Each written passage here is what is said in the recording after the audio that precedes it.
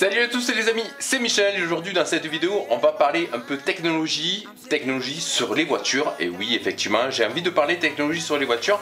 Ce petit boîtier s'appelle le ODB. Pour les gens qui ne connaissent pas le ODB, à quoi ça sert exactement? C'est un petit boîtier que vous allez connecter sur votre voiture, mais attention, on ne peut pas non plus le connecter sur n'importe quelle voiture suivant l'année de votre voiture en fait. Ce boîtier il s'appelle le ODB2. Celui que je vais en train de vous présenter, il existe aussi le ODB et le ODB1 et le ODB2. Il existe vraiment plusieurs modèles de ODB. En fait, c'est une prise de connexion que vous allez retrouver sur votre voiture. Il sera vraiment caché partout. On peut le retrouver même derrière un petit cache à côté de votre autoradio. On peut vraiment le retrouver, ce ODB, mais vous allez amener votre voiture au garage. Il faudra faire une mise à jour car vous aurez peut-être une erreur sur votre voiture. Et grâce au ODB, il pourra enfin vous donner toutes les erreurs avant de l'amener au garage. Je vais vous expliquer exactement ce que c'est en fait le ODB. Le ODB en fait c'est une carte graphique que vous avez à l'intérieur de votre voiture qui va analyser et recevoir toutes les données informatiques de votre voiture. Si vous avez à un moment une erreur sur une bougie, grâce au ODB, en fait, vous pourrez savoir exactement que vous avez un problème de bougie de préchauffage. Un exemple, cette prise ODB se retrouve sur tous les modèles 1996 sur toutes les voitures. Ça veut dire que si votre voiture est en dessous de 1996, vous ne pourrez pas connecter ce ODB dessus et vous ne pourrez pas trouver l'erreur que vous avez sur votre voiture. Grâce à ce petit boîtier, il va faire un examen de votre voiture. Vous pourrez alors faire contrôler la température de l'eau de votre radiateur. Vous pourrez aussi contrôler la tension électrique. Il pourra aussi vous donner exactement le kilométrage si un vendeur scrupuleux peut trafiquer le compteur. Grâce au ODB, vous pourrez enfin savoir exactement le nombre de kilomètres qu'elle aura votre voiture. On ne peut pas trafiquer le ODB, c'est impossible. Et il y en a des vendeurs scrupuleux qui peuvent toucher au compteur électronique ou au compteur kilométrique. Ils peuvent le trafiquer grâce à des petits logiciels. On peut vraiment le trafiquer, ou grâce à une perceuse. On peut le trafiquer aussi pour les anciens compteurs ou les compteurs analogiques. On peut les trafiquer grâce à des petites machines.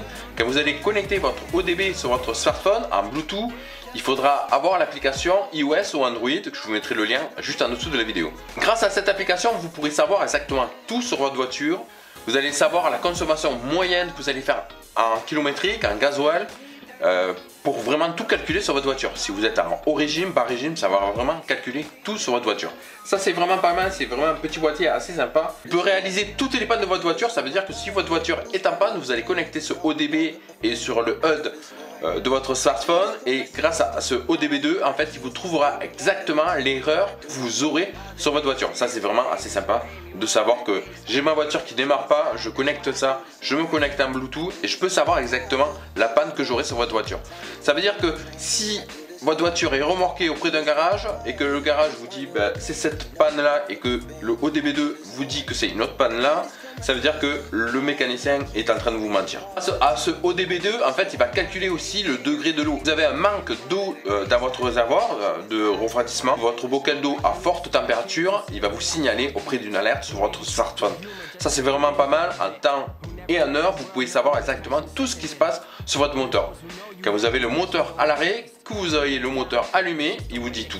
Le ODB2, vous allez le retrouver sur Amazon à 24,99 €, soit 25 €.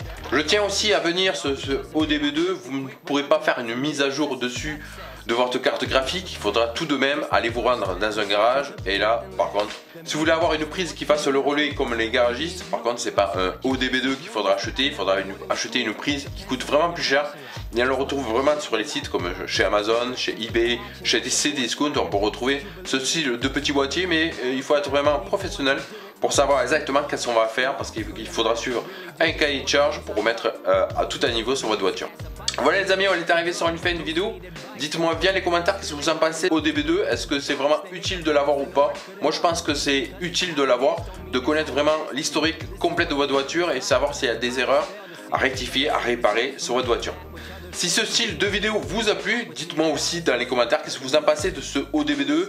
Et ce style de vidéo, je peux vous en présenter d'autres dans ce style de vidéo. On peut parler mécanique sur la voiture, on peut parler, mais tout en restant sur le high-tech. Et nous, pour ce, je vous dis à très bientôt pour une prochaine. Salut les amis.